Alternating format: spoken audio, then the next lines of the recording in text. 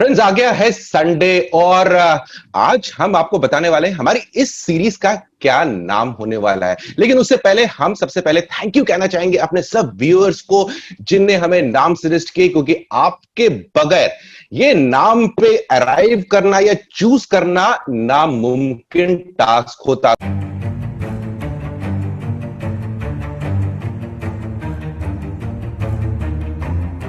और स्टार्ट करते हैं आज का एपिसोड, जिसका नाम है, जो हमने सीरीज का नाम चुना है वो है टेक भाई टेक।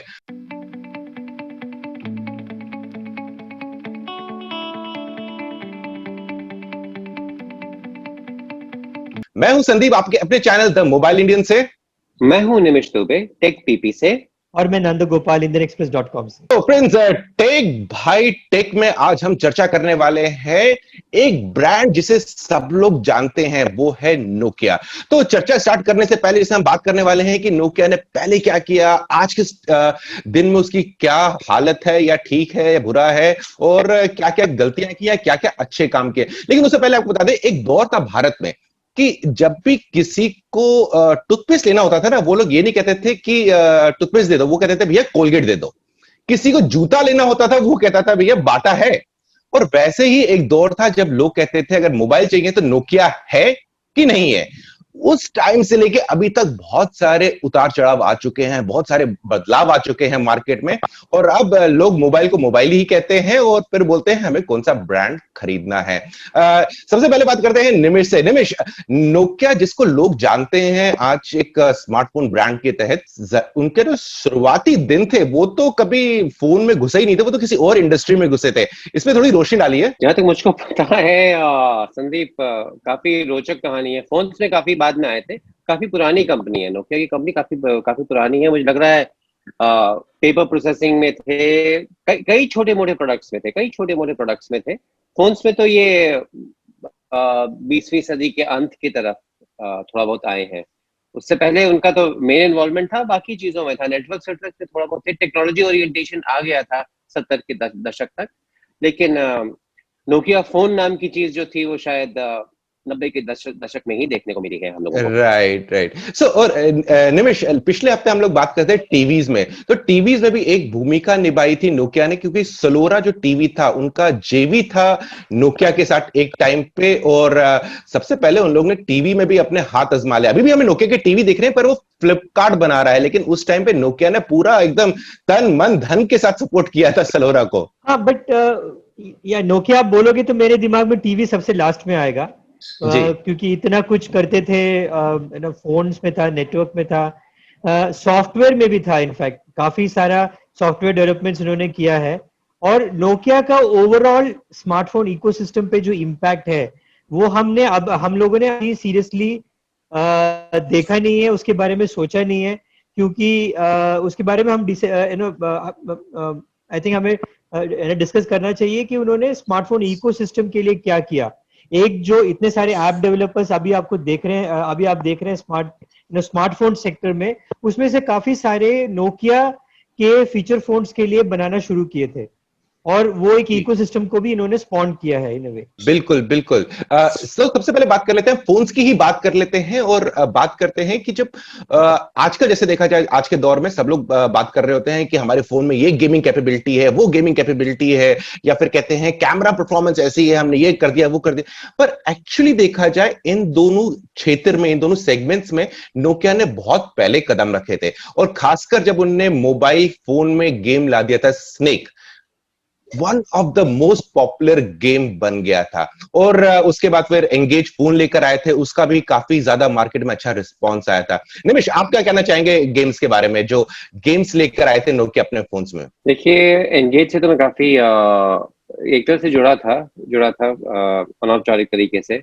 लेकिन अपने समय के लिए काफी आगे था। अगर आप देखें, वैसे गेम्स की बात ना करें, अगर नोकिया को आमतौर पर देखें, जो कई ट्रेंड्स हम लोग जो आज फॉलो कर रहे हैं, जो चीजें आज हो रही हैं, वो कई नोकिया के टाइम पे नोकिया ने शुरू की थी। कि कैमरा इंपॉर्टेंट होना चाहिए। पहली बार N95 पे 5 मेगापिक्सल कैमरा आया था, तो उस पे 5 मेगापिक्सल कैमरा आया था, तो नोकिया ने उसको बहुत पब्लिसाइज किया था। नसीरुद्दीन शाह को एक बार एक पूरे एड में उन्होंने यूज किया था दिखाने के लिए कि कैमरे से आप फिल्म शूट कर सकते हैं। आई थिंक 9300 था वो, जो हैंडी कैम की तरह एकदम खुल जाता था साइड में। कैमकॉर्डर टाइप का। कैमकॉर्डर टाइप का था। तो उन्होंने कहा कि आप उस जमाने में जब यूट्यूब नहीं था, कंटेंट क्रिएटर्स नाम की चीज थी नहीं, उन्होंने कहा आप फोन पे फिल्म खींच सकते हैं। सिमिलरली अगर आप देखें, उनके शेप साइजेस अलग थे। एक था जिसका सर्कुलर कीपैड था, एक और था जो खुल जा क्वालिटी होता था, खुल जाता था बगल से दोनों तरफ का। तब एक ब्लैकबेरी जैसा आपका कीबोर्ड हो जाता था, स्क्रीन बीच में हो जाती थी।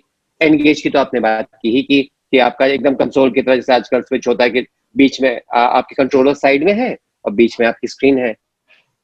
तो इनोवेशन उन्होंने बहुत किए थे। पहली कंपनी थी जिसने कहा कि आपका फोन कंप्यूटर हो सकता है। N95 को जब उन्होंने प्रमोट किया था, उनकी लाइन थी, is this what computers will become. तो आप ईमेल कर सकते हैं, आप इसमें वर्ड प्रोसेसिंग कर सकते हैं। कम्युनिकेटर था जो सामने नॉर्मल फोन था, खुल जाता था तो छोटा मोटा लैपटॉप हो जाता था उस जमाने में, और कई लोग अभी भी यूज करते हैं। कई लोग अभी भी यूज करते हैं, वो इतना अच्छा फोन था, अभी भी उसको लोग इस्तेमाल करते हैं।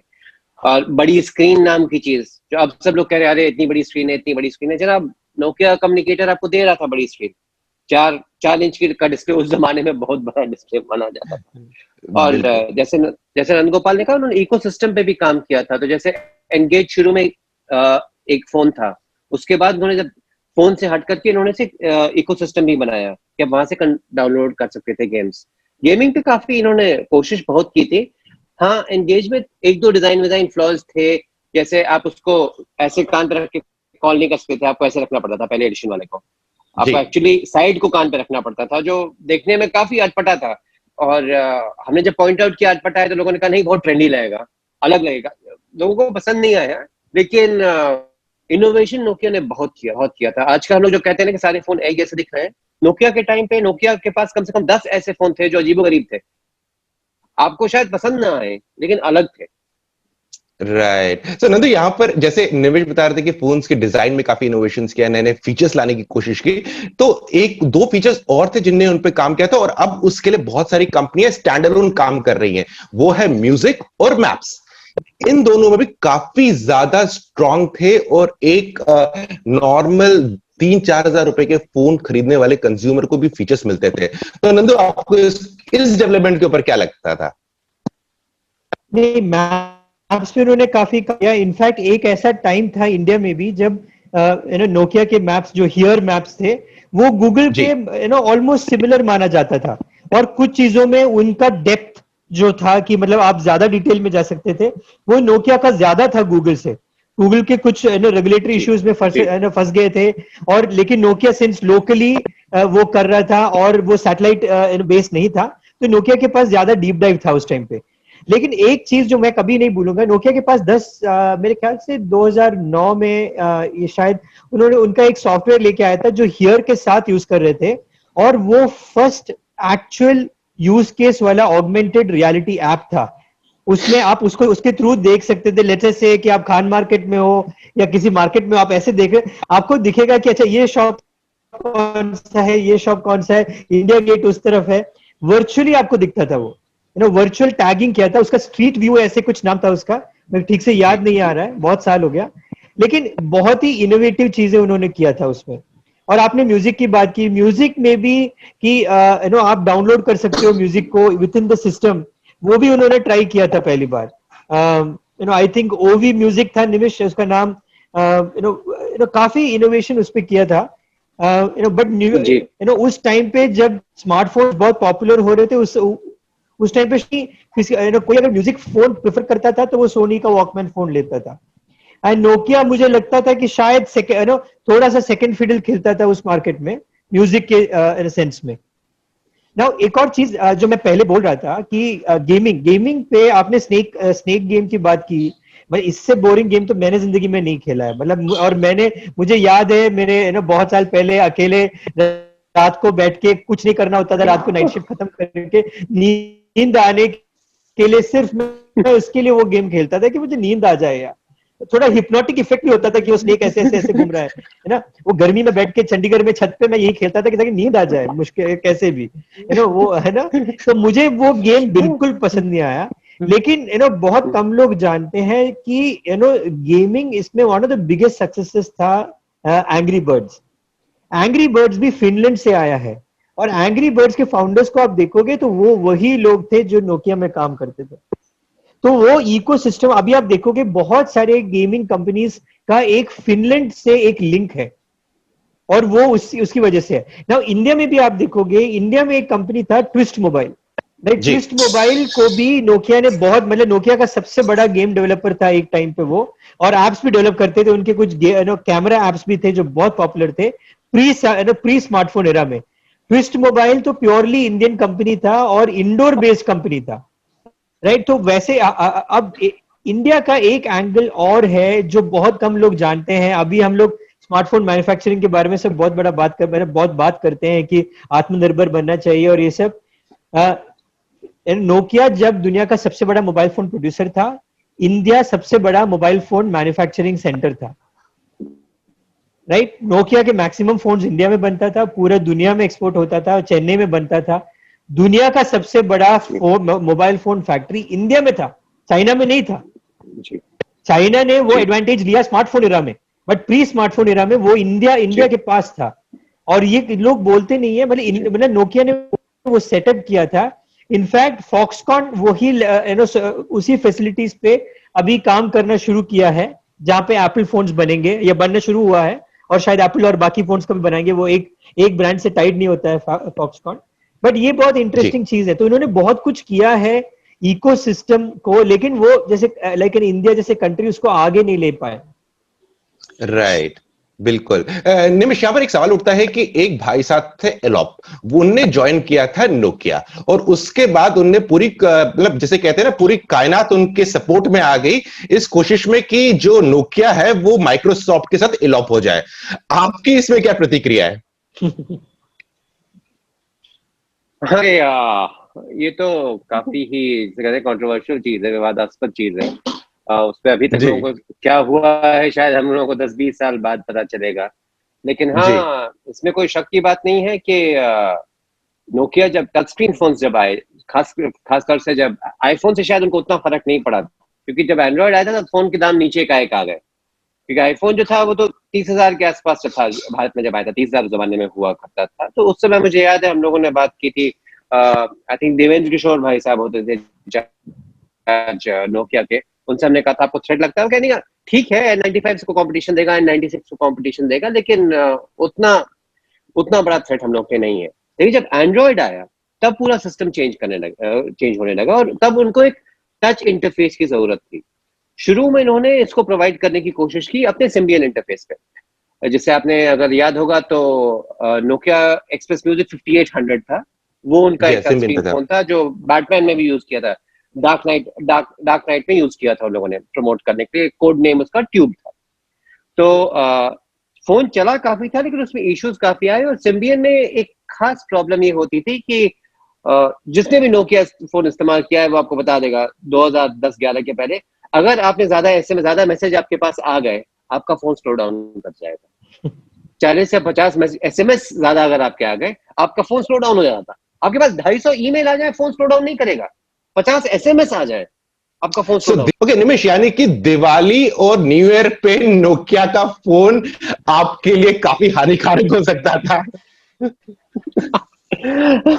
हाँ संदीप, एकदम। आई मीन आजकल लोग कहते हैं ना कि बैकग्राउंड एप्स बंद करिए, जो पीछे एप्स चल रहे हैं उनको बंद करिए। उस जमाने में सोल्यूशन बहुत सिंपल होता था कि भाई अपना मैसेजेस डिलीट करिए, उसके बाद भी हैंग कर है तो बैटरी निकालिए। उस जमाने में बैटरी निकाली जा सकती थी। और उस टाइम पे ये रिस्टार्ट करिए, फोन ठीक हो जाएगा। अराउंड दैट टाइम वो पहले MMS सर्विसेज इंडिया में शुरू हुआ था। अगर किसी ने MMS भेज दिया आपको जी, फिर तो फोन तो पता नहीं क्या हो जाता था। और जहां तक बात आती है स्टीवन इलॉप की, तो जैसे मैंने कहा स्टेट आ गया था कि नोकिया का लोकप्रिय फोन था, लेकिन उसकी परफॉर्मेंस थोड़ी खराब हो रही थी, टच के अनुकूल नहीं था। अब क्या उन लोगों को टच छोड़ना चाहिए था, टच पे रहना चाहिए था, बटन के साथ रहना चाहिए था, ये तो इतिहास ही बताएगा, हमको नहीं पता। लेकिन नोकिया ने कहा कि हम लोग चलिए दूसरे इकोसिस्टम पे चलते हैं, और वो इकोसिस्टम विंडोज फोन था जो माइक्रोसॉफ्ट ने बनाया था, वो टच के लिए डिजाइन किया गया था। तो स्टीवन इलॉप की भूमिका यहाँ काफी अहम थी। अब कुछ लोग कहते हैं कि उसके कारण नोकिया का पतन हुआ, लेकिन अगर सच देखा जाए तो नंदगोपाल को भी याद होगा कि शुरू में जब विंडोज फोन आए थे, विंडोज फोन की परफॉर्मेंस काफी अच्छी थी। काफी अच्छी थी, जो आए थे 800 आए थे और 500 सीरीज आई थी। पहली बार 10,000 रुपए में हम लोग को एक फोन मिल रहा था जिसकी परफॉर्मेंस बहुत स्मूथ थी और स्टैंडर्ड था, काफी सिक्योर था। हाँ, उसमें एप्स की थोड़ी कमी थी लेकिन परफॉर्मेंस काफी सिक्योर था। तो एक प्लेटफॉर्म चेंज किया उन्होंने, एक डायरेक्शन बदला जिस जो लॉन्ग टर्म पे चल नहीं पाया। लेकिन स्टीवन इलॉप को पूरी तरह उसके लिए ब्लेम करना, शायद हमारे पास अभी तो खैर इंफॉर्मेशन ही नहीं है, लेकिन विवादास्पद जरूर उनका रोल बहुत विवादास्पद था, इसमें कोई शक नहीं। एक चीज मैं बोलना चाहूंगा, स्टीवन इलॉप के टाइम पे एक बहुत अच्छा चीज भी हुआ था नोकिया में, और वो था आशा। आशा, आप देखो उस टाइम पे ये बहुत ही पाथ ब्रेकिंग एक फोन था जो अभी भी शायद रेलेवेंट है। वो भी जैसे 2-3 साल तक वो ट्रेंड चला, एक स्मार्ट फीचर फोन था जो एक मिडवे में था, उसमें कुछ स्मार्ट चीजें आपका चलता था लेकिन वो बहुत इंडिया जैसे मार्केट में वो बहुत रेलेवेंट था, बहुत अच्छे फोन्स थे। इनफैक्ट आपको अभी भी शायद लोग मिल जाएंगे जो आशा फोन यूज कर रहे हैं, राइट। सो और वो स्टीवन इलॉप के टाइम पे ही हुआ था, और उसके लॉन्च के लिए स्टीवन इलॉप, मुझे याद है, इंडिया आया था, उन्होंने बहुत बड़ा इवेंट किया था इंडिया में।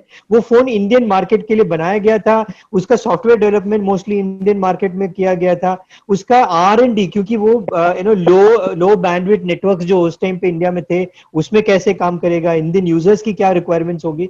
तो वो एक जो थिंकिंग था वो मुझे उस टाइम पे बहुत अच्छा लगा था।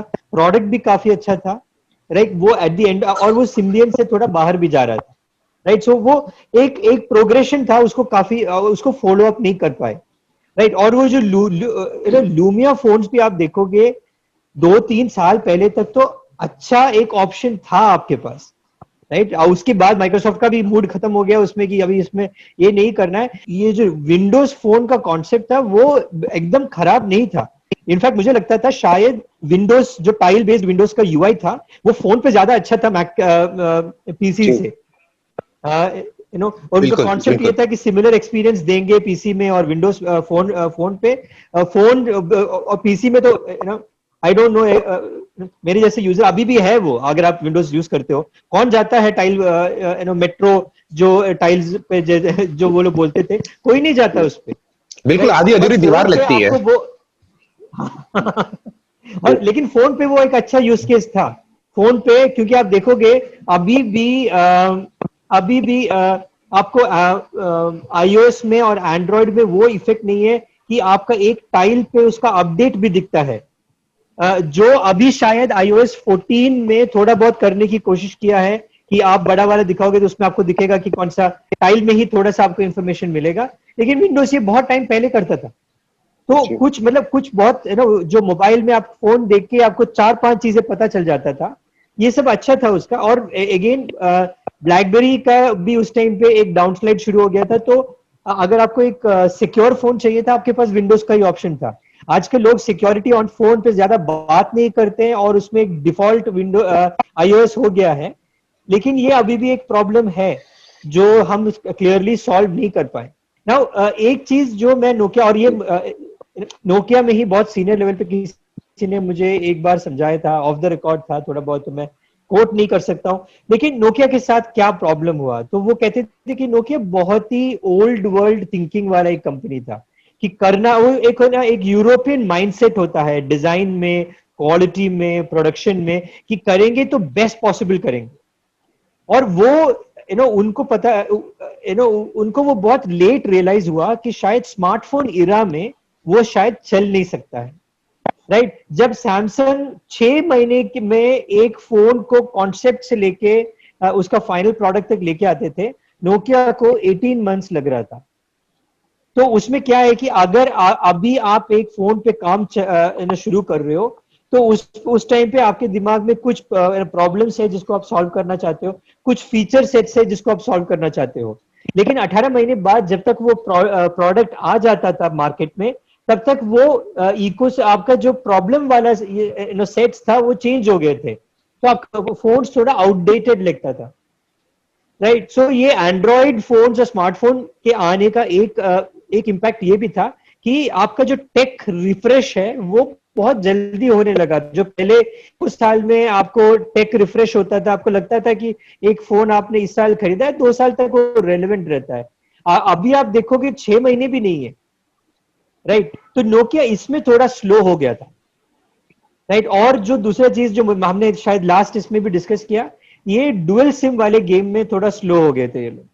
बिल्कुल। डुअल सिम का जो रिक्वायरमेंट है उसको रियलाइज करने में थोड़ा हो गए थे। यहाँ पे इंडिया जैसे मार्केट में उन्होंने बहुत बड़ा इम्पैक्ट उनका हो गया, क्योंकि सैमसंग ने और माइक्रोमैक्स ने बहुत उनका मार्केट खा लिया।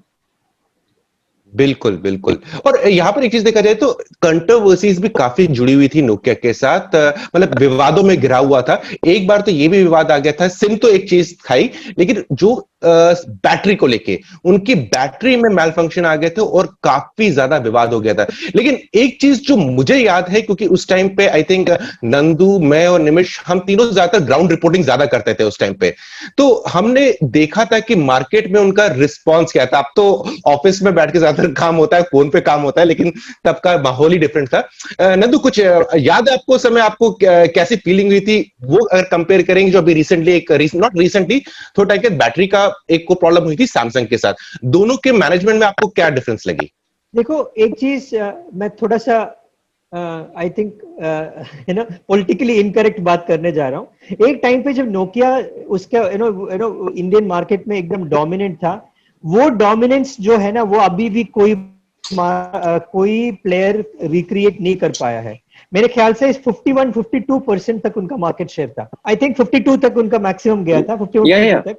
52। और वो उस टाइम की हम बात कर रहे हैं जब 30 या 40 ब्रांड्स थे इंडिया में। मतलब लक्ष्मी मोबाइल करके भी मोबाइल फोन्स आता था उस टाइम पे। हम लोग अवॉइड करते थे बहुत सारे ब्रांड्स का रिव्यू करना, बिकॉज पता ही नहीं है, मतलब 10,000 फोन बेच के वो निकल जाएंगे। लक्ष्मी नगर में ठेला लगा के भी लोग फोन बेचते थे उस टाइम पे, टीवी फोन है ना, स्पीकर फोन मतलब बहुत सारा ड्रामा होता था, चाइना से लेके आते थे, बस स्टॉप बेच के निकल जाते थे, बस स्टॉप कोई पे कस्टमर बिकते केयर नहीं, थे। कुछ नहीं। I know. हाँ, फ्लाई बाय नाइट एक सिस्टम था। तो ऐसे मार्केट में 51% मार्केट शेयर, तो उससे एक मुझे लगता है एरोगेंस आ गया था उनके उसमें, राइट। और सिर्फ इंडिया में नहीं, across the world, right. Latin America सब तो पूरा कंप्लीटली सोल्ड था, राइट। इवन अभी भी आप देखोगे एप्पल का काफी डोमिनेंस है बहुत सारे मार्केट्स में, लेकिन नोकिया को अभी भी मैच नहीं कर पाए हैं वो, right. So you know Nokia का जो अपने टाइम पे जो नंबर्स था अक्रॉस द वर्ल्ड था, वो नहीं मैच कर पाए। सो वो मुझे लगता है कि it led to a little bit of arrogance. तो एरोगेंस से क्या होता है ना, कुछ चीजों का नहीं नहीं नोकिया है तो चल जाएगा वाला, वो एक एटीट्यूड आ जाता है। And I think the same happened with Samsung. Samsung के साथ जो उनका बैटरी वाला डिबैकल हुआ नोट के साथ, it happens around the same time when it was also at the peak of its power, right. और उसके साथ आप देखोगे थोड़ा सा एक डाउनस्लाइड शुरू होता है। तो वो बिल्कुल एक एरोगेंस है, and I am not blaming anyone. I think that arrogance is a part of the game, right. ये एक देखो, ये आप एंटायर इकोसिस्टम देखोगे तो बहुत ही साइक्लिकल है स्मार्टफोन इकोसिस्टम। निमिष ये 2-3 बार बोल चुका है, एंड मैं भी इसको फुल्ली एग्री करता हूं। हमने बहुत उतार चढ़ाव देखे हैं, सेम लोग ऊपर भी आते हैं वापस, राइट। क्या कहते हैं, वो एक सर्किट ब्रेकर है। आप एक पॉइंट पे पहुंचोगे तो आपका एरोगेंस आ जाएगा, फिर आप नीचे गिरना शुरू करोगे, फिर शायद आप फिर करके वापस आ जाओगे। ये मेरा ओपिनियन है कोई हार्ड फैक्ट नहीं है। सो बिल्कुल बिल्कुल एक साइन वेव की तरह है कि एक एरोगेंस क्रीप होती है तो आप ऊपर पहुंचते हैं, लेकिन फिर जब झटका लगता है फिर नीचे पहुंचते हैं, और फिर थोड़ा सा दिमाग लगाते हैं भैया क्या करें, हमने क्या गलत किया, फिर से काम अच्छे से करते हैं, फिर ऊपर जाते हैं, फिर से वही चक्कर चालू हो जाता है। लेकिन यहां पर एक सवाल उठता है कि अब ये जो नोकिया नए अवतार में आ चुका है, पिछले 2 साल से ऑलमोस्ट काफी अब पुश कर रहा है कि दोबारा से अपने मार्केट में अपना वर्चस्व बनाए, लोगों का पहली पसंद बन जाए। आपको क्या लगता है निमिष, नोकिया को कंज्यूमर्स ने अपने नए अवतार में नो किया या फिर हाँ किया?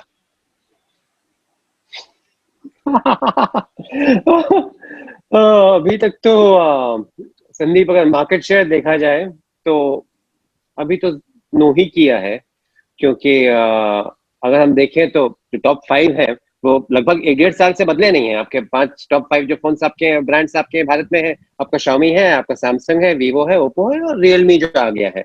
अब ये कहने लायक बात है कि रियलमी जैसा नया ब्रांड आकर भी नोकिया से ज्यादा फोन बेच रहा है, तो आपको मार्केट कितना बदल गया है इस बात से आप अनुमान लगा सकते हैं। वरना अगर आप सोचिए कि ये एक कंपनी इतनी बड़ी थी, जैसे रामगोपाल कह रहे हैं कि आधे से ज्यादा फोन जो भारत में बेचे जा रहे थे, और अक्रॉस सेगमेंट्स। हम ये नहीं कह रहे कि जैसे एप्पल है, ठीक है, एक आईफोन है आपका, वो बिक रहा है आप, ठीक है, वो नहीं कह रहे हम लोग, या शाओमी है, ज्यादातर लोअर सेगमेंट में है। नोकिया का 2000 का फोन बिक रहा था, 5000 का फोन बिक रहा था, 10,000 का फोन बिक रहा था, 50,000 का फोन बिक रहा था। ऐसा वर्चस्व शायद हमने किसी ब्रांड का देखा नहीं है। तो अगर वैसा ब्रांड वापस आने की कोशिश करे और रियलमी जैसा नया ब्रांड उससे आगे निकल जाए, अभी तक तो ये थोड़ा सा फिक्र की बात है इस ब्रांड के लिए। मुझे लग रहा है इंडियन कंज्यूमर्स में नोकिया के लिए एक, जैसे कहा जाए, दिल में बहुत सेंटिमेंट है, बहुत प्यार है, बहुत मोहब्बत है, लेकिन वो मोहब्बत इतनी नहीं है कि उसके लिए वो जेब में हाथ डाल के पैसा निकालेंगे फिलहाल। ये थोड़ी सी प्रॉब्लम, ये चैलेंज नोकिया फेस कर रहा है। अभी तक जिससे कहा जाए कि एक सेंटिमेंट पे प्ले कर रहे हैं ये लोग। आप देख रहे हैं कि वो पुराने फोन्स के नए एडिशंस निकाल रहे हैं। एक्सप्रेस म्यूजिक का नया एडिशन निकला था, वो बनाना फोन निकला था, पीला सा जो स्लाइड करके खुलता था, जी वो निकाले थे। तो एक सेंटिमेंट पे प्ले कर रहे हैं, लेकिन मेरे अनुसार, मैं गलत हो सकता हूँ, ये दोहरी तलवार है मुझे लग रहा है। क्योंकि जो पुराने फोन्स जो थे, उससे जो पुरानी जो क्राउड है, वो क्राउड अब आपके साथ नहीं है, वो कहीं और मूव कर चुकी है। वो अब स्पेक्स गेम पे देखती है, वो देखती है प्रोसेसर कितना है, आपका रैम कितना है, आपके कैमरे में कितने मेगापिक्सल्स है। और आप अभी भी उस थोड़े से कह रहे कि देखिए हम लोग पुराना जमाना है ना, हम वापस आ गए। तो ये, अगर आपको याद है, मैं बॉलीवुड का एग्जाम्पल दूंगा, अमिताभ बच्चन ने बीच में कुछ फिल्में छोड़ी थी 2-3 साल तक, और तब वो वापस फिल्मों में आए थे। वो बीच में अपनी कंपनी चलाने की कोशिश की थी उन्होंने, ABCL, और उसके बाद वापस फिल्मों में आए थे। और जब वापस फिल्मों में आए थे तो उन्होंने वैसे ही रोल करने की कोशिश की थी जब उन्होंने छोड़ी थी, वैसे ही उन्होंने करने की कोशिश की थी। जबकि लोगों ने कहा था कि शायद टाइम गुजर गया है। अरे जादूगर तो उससे पहले की थी। उन्होंने एक बहुत पिक्चर थी, मृत्युदाता नाम की पिक्चर, मृत्युदाता, जिसे देखकर हम लोग हिल गए कि भैया ये क्या हो रहा है। तो एक मेजर साहब करके भी एक मूवी एकदम दलेर मेहंदी थे उसमें, अगर आपको याद होगा। तो नोकिया का मेजर साहब भी पिक्चर थी। तो एक था कि आप एक पुरानी इमेज में भी अपने आप को ढालने की कोशिश कर रहे हो, जबकि दुनिया शायद थोड़ी सी आगे चल चुकी है। मैं ये नहीं कह रहा हूँ अब इतनी बड़ी कंपनी है, आपके पास जैसे कहा जाए एसेट्स हैं, आपके पास इंटेलेक्चुअल कैपेबिलिटी, आपके पास टेक्नोलॉजिकल कैपेबिलिटी है, आपको पीछे मुड़ के देखने की जरूरत नहीं है मेरे अनुसार। और मुझे लग रहा है नोकिया में थोड़ी सी गड़बड़ी जो इस समय हो रही है, वो थोड़ा पीछे मुड़ के देख रही है कि देखिए हम लोग बड़ी कंपनी थे, हम लोग इतने ग्रेट थे, देखिए हमारा रिंगटोन वैसा ही है, देखिए ये आया पुराना फोन। हाँ जी, दिल खुश हुआ, जेब खाली नहीं हुई। और नोकिया को जेब अब खाली करवानी पड़ेगी। मैं इस पे ये उनका चैलेंज है। मैं इस पे मैं कुछ बोलना चाहता हूँ कि इसमें देखिए, जब नोकिया के साथ एक प्रॉब्लम ये भी हुआ जो हम पहले डिस्कस कर रहे थे कि यूरोपियन सेंसिबिलिटीज था, यूरोपियन प्रोडक्शन था, यूरोप ड्यूरेबिलिटी भी था प्रोडक्ट्स का। बहुत सारे फोन्स जो थे 5 साल 6 साल, मेरे पास अभी भी एक फोन है जिस पे आप जब चार्ज करोगे चल जाएगा, 3820 शायद है फोन। सो बहुत सारे नोकिया यूजर्स जो अपने फोन को यूज करके जब वापस आए, कि एक रिफ्रेश साइकिल होता है स्मार्टफोन का, फोन आपका आप नया लेने आते हैं, तो उस टाइम पे 6 साल 7 साल आप यूज करके एक इतना लॉयल्टी आपके इसमें अंदर आया है, आपको नोकिया फोन लेना, आप वापस आए, नोकिया है ही नहीं मार्केट में, राइट। सो वो एक अपॉर्चुनिटी वो खो चुके हैं, और वो अपॉर्चुनिटी 2-3 साल था, ये 2-3 साल जो इनका साइलेंट पीरियड था उसमें वो अपॉर्चुनिटी निकल चुका है। नाउ आप एक डेमोग्राफी देखिए, इंडिया में 50% लोग जो है यंगस्टर्स हैं, लेट अस से कि 30 साल से नीचे के हैं, राइट। तो नोकिया का हे डेज था 2007, 8, 9, 10, राइट। अगर वो देखेंगे 10 साल पहले की बात है, ये लोग उस टाइम पे फोन खरीदने वाले लोग नहीं थे, और उस टाइम पे यंगस्टर्स के पास फोन भी नहीं होता था, मतलब घर वाले खरीद के भी नहीं दे देते थे बहुत सारे लोगों को, राइट। सो इनके साथ नोकिया का लेगेसी नहीं है, नोकिया की लेगेसी मेरे साथ है, निमिष के साथ है। हम लोग शायद लेंगे, मैं शायद पुराना नोकिया फोन का नया version, just because of the nostalgia, right, कि मुझे कभी एक ऐसा फोन चाहिए जिसमें मैं कॉल भी कर सकूं और जिसमें नेटवर्क इश्यूज ना हो, शायद मैं लूंगा उसको। मैंने अभी तक लिया नहीं है, सोचा है बहुत इसके बारे में, लिया नहीं है, राइट। बट जो इंडिया का बल्क यूजर्स हैं उसको आप बेच नहीं सकते, उनको नोकिया से कोई लेना देना है नहीं, right. It is like saying कि मुझे आप लैम्ब्रेटा का नया वर्जन बेचोगे, आप मेरे बाप के पास जाइए, वो शायद खरीदेंगे, मैं नहीं खरीदूंगा, है ना। लैम्ब्रेटा, बजाज चेतक आप मुझे बेचने की कोशिश करोगे, मुझे उससे कोई लेना देना नहीं है, वो मेरे फादर के जनरेशन का है। आजकल के यंग जनरेशन जो इंडिया का बल्क ऑफ द बायर्स है, उनके साथ भी नोकिया वैसा ही इफेक्ट है। नोस्टैल्जिया तभी आता है जब आप उसको कभी पहले यूज किया हो। बच्चे खरीदेंगे शायद अगर जगह बच्चों का बाप का फोन यूज करके स्नेक गेम खेले थे तो, अदरवाइज इनका कोई कनेक्शन, वो कनेक्शन नहीं है उनके साथ। और नोकिया का आप देखोगे ब्रांड इमेज भी वही था, क्या कनेक्शन वाला ना। तो वो कनेक्शन इनको अभी के बाइयों के साथ नहीं है, नॉस्टैल्जिया नहीं दिखेगा वहां पे। हाँ वही वाला connecting people, they don't connect with the young people.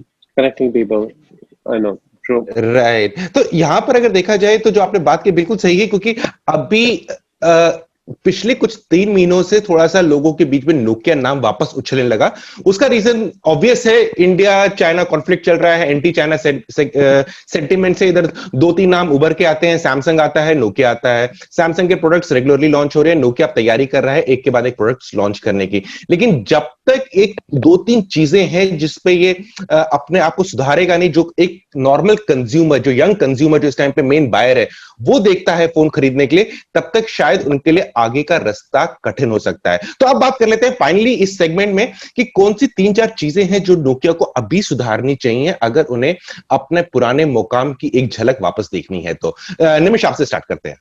हर इंसान की ओपिनियन अलग अलग होती है ऑफ कोर्स इसके बारे में, लेकिन मुझको कभी कभी लगता है कि नोकिया जो सबसे वापस आया है, तो उसने प्लेन स्टॉक एंड्रॉयड पे गैम्बल किया है कि भाई हम लोग आपको एंड्रॉयड सिंपल सा देंगे, प्लेन सा देंगे, और उसमें हम लोग कोई ब्लोटवेयर नहीं लगाएंगे, कोई एडिशनल एप्लीकेशंस नहीं होंगे, आपको जो चाहिए वो बस सिंपल सा एंड्रॉयड, जैसे आपको पिक्सल पे मिलता है, गूगल के पिक्सल पे मिलता है, उस पर उन्होंने शर्त लगाई है।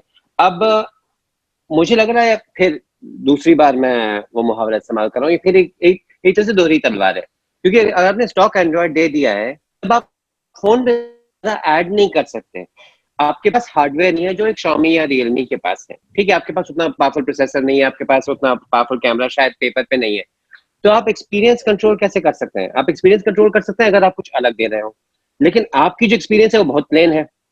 तो एक तरह से वो आ गया है कि आप एक रेस्टोरेंट में गए हैं और कोई कह रहा है हम आपको मसाला डोसा दे रहे हैं, हम आपको ये वाला डोसा दे रहे हैं, फलाना डोसा कह रहे हैं, और नोकिया कह रहा है देखिए ये प्लेन डोसा है, बहुत स्वादिष्ट है, इसे चटनी के साथ खा लीजिए। तो एक वैरायटी की जो ऑप्शन है, आप डिफरेंट कैसे हैं, वो अभी उभर के नोकिया के पास नहीं आ रही। ठीक है, फोन बहुत सॉलिड दिखता है और लोग कहते हैं अरे वाह देखो ये गिरेगा तो कुछ नहीं होगा, लेकिन वो एक जमाना था जब लोग कहते थे फोन सॉलिड होना चाहिए, वो जमाना थोड़ा सा हट गया है। अब अच्छी बात है बुरी बात है हम लोग किसी और दिन बात कर सकते हैं, लेकिन अब लोग कहते हैं मुझे प्रोसेसर चाहिए, मुझे इतनी बड़ी बैटरी चाहिए, और ये सब आप प्रोवाइड नहीं कर पा रहे हैं उसी प्राइस पॉइंट पे जिस पे आपके राइवल्स दे पा रहे हैं, और ऊपर से आपकी जो एक्सपीरियंस है, जो एंड्रॉइड एक्सपीरियंस है, वो बहुत प्लेन है। तो आपके पास डिस्टिंग्विशिंग पॉइंट क्या है इस समय? हम एंड्रॉइड अपडेट्स दे रहे हैं, ठीक है, मैं आप नंदगोपाल जैसे लोग एंड्रॉइड अपडेट्स के बारे में बहुत फिक्र करते हैं, लेकिन अगर आमतौर पे जनता को देखिए तो एंड्रॉइड में लेटेस्ट एंड्रॉइड रन करने वाले कितने लोग हैं? बहुत कम लोग हैं। वो जनता बहुत छोटी सी है, 10% मात्र होगी जो एंड्रॉइड 10 पे चल रही है। ज्यादातर लोग अभी भी पुराने एंड्रॉइड वर्जन पे चलते हैं। आप देखते हैं हमारे सॉफ्टवेयर, हमारे फोन पे अपडेट आया है तो कुछ लोग खुशी नहीं मनाते, लोग कहते हैं अरे छोड़ो यार, फिर रात भर अपडेट करना पड़ेगा, उसके बाद पता नहीं डेटा बचेगी नहीं बचेगी। तो अपडेट उतनी खुशी की बात नहीं है, उतना बड़ा सेलिंग पॉइंट नहीं है। मुझे लग रहा है नोकिया को एक नया सेलिंग पॉइंट ढूंढना पड़ेगा, अब वो चाहे वो डिजाइन हो, चाहे वो सॉफ्टवेयर हो, लेकिन हाँ जैसे नंदगोपाल ने कहा था कि एक कनेक्ट आपको बनाना पड़ेगा कस्टमर के साथ, वो उनको बनाना पड़ेगा अपने फोन्स के साथ, और मुझे लग रहा है जो करंट कॉम्बिनेशन है वो शायद उसके लिए उसके लायक नहीं है। सो मैं बिल्कुल निमिष के साथ एग्री कर रहा हूँ। मेरे से अगर कोई पूछे कि नोकिया में क्या यूएसपी है, मेरे दिमाग में इमीडिएटली नहीं आता है, फिर मैं सोचने लगूंगा तो दो चीजें आता है, एक तो प्लेन एंड्रॉइड और दूसरा security, right.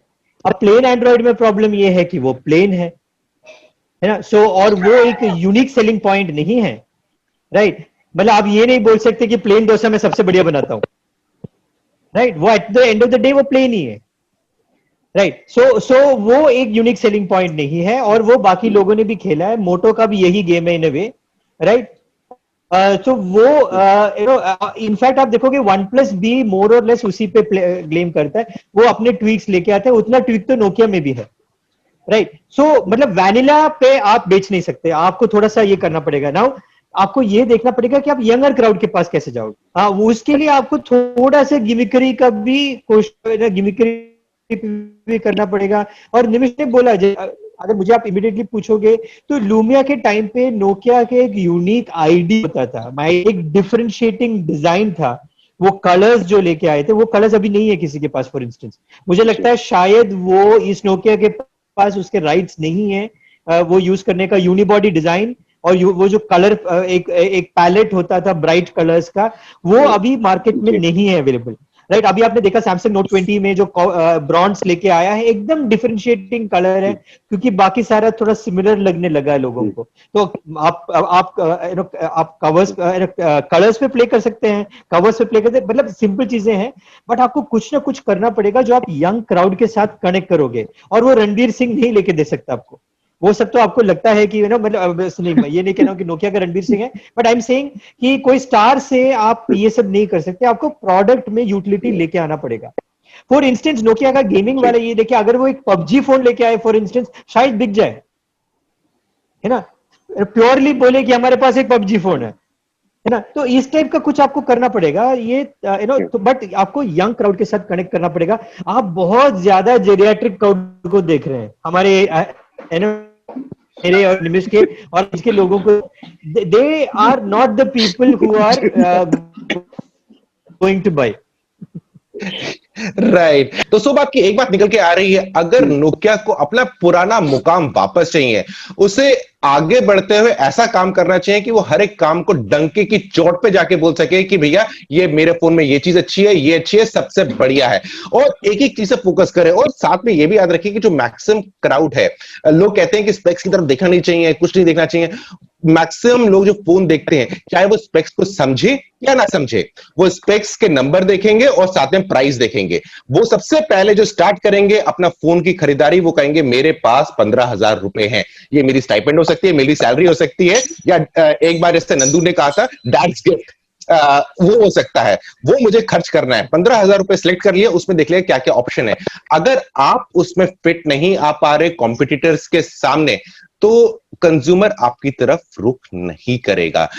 Anti China sentiments कुछ मदद कर सकते हैं, लेकिन ये लॉन्ग टर्म सिचुएशन नहीं है। नंदू निमिष, अब बात कर लेते हैं आज TMI क्वेश्चंस की जो हमारे पास आया था। एक क्वेश्चन आया था, बड़ा इंटरेस्टिंग क्वेश्चन ये था कि जो प्रोसेसर होते हैं भैया, ये क्या है, कैसे बनते हैं, क्यों है, और ये क्वेश्चन हमसे पूछा था आशीष ने। और यहां पर ये भी बता दें कि उन्होंने बोला इंडिया इस चीज में क्या कर रहा है। तो इसमें सबसे पहले तो ये आपको जवाब दे दें कि जो प्रोसेसर होते हैं, इसमें दो मेन प्लेयर्स होते हैं। एक होता है प्रोसेसर बनाने वाली कंपनी, और एक होता है ब्रांड। जो ब्रांड होगा वो प्रोसेसर यूज करके अपने फोन में डालेगा। अब अगर जो बनाने वाली कंपनी है, उसमें भी एक्चुअली अगर सब डिवाइड करें, दो कंपनियां होती हैं। एक होती है जो उसे डिजाइन करती है, और एक होती है जो उसे बनाती है। और डिजाइन की बात करें तो जो आप आजकल नाम सुनते हैं जैसे कि मीडियाटेक, कॉलकॉम, ये दोनों कंपनियां हैं जो एक्चुअली प्रोसेसर डिजाइन करती हैं, बनाती नहीं है। बनाती दूसरी कंपनी है। और आगे की जानकारी नंदू। बट प्रोसेसर को समझना इतना इजी नहीं है, और सबसे कॉम्प्लिकेटेड बात है, शायद इसी वजह से इंडिया में भी नहीं बनता है, राइट। सो प्रोसेसर बनाने में एक तो आपको फैब चाहिए, और मतलब टेक्नोलॉजी स्पेस में fab is one of the biggest investments possible, right. मतलब आपको सबसे ज्यादा, मतलब $2-3 बिलियन से कम तो नहीं गया कहीं पे ये लगाने में। इसलिए यूजुअली फैब जो है वो बहुत सारे कंपनीज मिलके बनाते हैं, और यूजुअली उसमें गवर्नमेंट सपोर्ट भी होता है। जैसे इंटेल ने एक सेटअप किया है शायद वियतनाम में, उसमें वियतनामीज गवर्नमेंट का भी बहुत बड़ा हाथ है, अदरवाइज ये नहीं बन पाएगा। तो ये एक स्टेट सपोर्ट के साथ ही बनता है, और ओवर द इयर्स ऐसे ही बना है। इसीलिए बहुत सारे fabs overall across the world नहीं है, बहुत कम है, राइट। और उसमें भी आप देखोगे बहुत कम प्लेयर्स अभी भी सिलिकॉन स्पेस में है। इंटेल है, मीडियाटेक है, कॉलकॉम है, फिर एक रॉकेट चिप करके भी है। इंडिया में कुछ पीसीबीज बनते हैं, वो स्मॉलर डिवाइसेस में, जैसे आपकी मिक्सी में भी शायद है प्रोसेसर ना, तो आपके टीवी में भी प्रोसेसर है, तो कुछ लोअर एंड प्रोसेसर इंडिया में बनता है, लेकिन जो स्मार्टफोन के प्रोसेसर के लिए चाहिए, और उसमें भी प्रॉब्लम ये है कि वो टेक्नोलॉजी प्रोग्रेस करते जा रहा है। अगर आपने अभी फैब बनाना शुरू किया तो शायद आप 7 नैनोमीटर के हिसाब से फैब में सेटअप करोगे, लेकिन बाय द टाइम वो फैब बन जाएगा तब तक वो टेक्नोलॉजी ही चेंज हो जाएगी, राइट। सो उसमें आपको वो इन्वेस्टमेंट बहुत हाई होता है, कॉम्प्लिकेटेड इन्वेस्टमेंट है, इमीडिएट रिटर्न नहीं होगा। सो इस रीजन से ये हुआ है। तो लेकिन मुझे इंडस्ट्री में कुछ लोग बोल रहे हैं कि एक ऑप्शन ये भी है कि आप सेकेंड हैंड फैब लगा सकते हैं। शायद आप देखोगे इंडिया में अगर फैब आएगा तो पहले आएगा second hand fab, right. Second hand fab as in कहीं और से आप उसको डिसमेंटल करके इंडिया में लेके आओगे, उसमें भी $1-2 बिलियन का खर्च होगा, लेकिन खर्चा कम होगा असेंबल करके उसको रीयूज करने वाला ये। तो उसमें भी प्रॉब्लम ये है कि शायद आप टॉप एंड डिवाइसेस को इमीडिएटली केटर नहीं कर पाओगे। और फ्रेंड्स यहाँ पर ये बता दें कि जब आप फैब की बात चली रही है, तो जो फैब होता है यूनिट तो बन गया कि इसमें सबसे पहले इशू ये आ रहा है कि पैसे की काफी जरूरत है, गवर्नमेंट सपोर्ट की भी काफी जरूरत है, इसीलिए बहुत सारे लोग इस टाइम इंडिया की तरफ आकर्षित नहीं हो रहे, क्योंकि $1-2 बिलियन निकालना और वो भी उसके बाद भी वेट करना, क्योंकि आज आपने पैसा डाल दिया, कल आपको वापस नहीं मिलने वाला उस कंपनी को, उसको 3-4 साल लग जाएंगे मिनिमम वहां से पैसा आने में।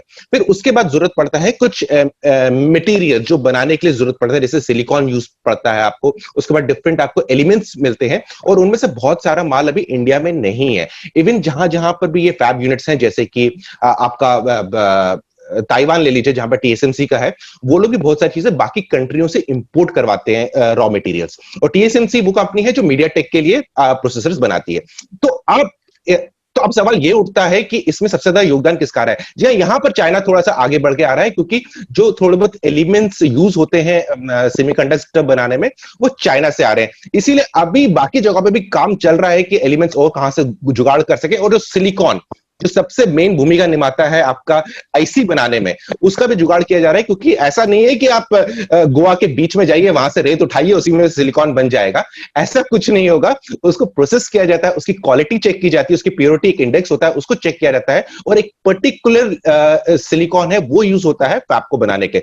जब तक ये सब चीजें एक साथ नहीं मिलेंगी, तब तक गाड़ी चलना मुश्किल है। इसीलिए अभी इंडिया में फैब में काम चल रहा है, बातों के लेवल पे। ग्राउंड लेवल पे कब होगा वो तो देखने वाली बात है। इसमें एक चीज और है, इसमें जियोपॉलिटिक्स का भी बहुत बड़ा एक हाथ होता है। अब अगर आप देखोगे अभी जापान और साउथ कोरिया के बीच में उसमें ये होता है कि फैब किसी के पास होता है, मटेरियल किसी के पास होता है, जिसके पास मटेरियल है वो फैब वाले को देने से मना कर देते हैं। तो इस टाइप का थोड़ा चलता है अभी। जापान और साउथ कोरिया के बीच में ये चल रहा है थोड़ा बहुत। अभी कुछ महीने हो गए, काफी मतलब क्योंकि आपने इतना ज्यादा इन्वेस्टमेंट कर दिया, और अगर आपने बैक एंड सप्लाई उसका बंद कर दिया तो आपका हालत वैसे भी खराब हो जाएगा, राइट। और इसमें अगेन मटेरियल्स में, जैसे संदीप कह रहा था, मटेरियल्स में कुछ कंट्रीज का डोमिनेंस है। तो आप थोड़ा सा अगर ये इन्वेस्ट कर भी लोगे तो आपका dependence on some countries goes up. Right. तो फ्रेंड्स, बस इतना ही आज के टेक भाई टेक एपिसोड में। आपको एपिसोड कैसा लगा कमेंट सेक्शन में जरूर बताइएगा, और साथ ही साथ अगर आपके कोई सवाल है, #AskTMI लगाना मत भूलिएगा। क्वेश्चंस आपके, जवाब हमारे, न्यूज के दौरान या फिर संडे स्पेशल में। जल्दी मिलते हैं एक और एपिसोड में, तब तक के लिए आप अपना ख्याल रखिएगा।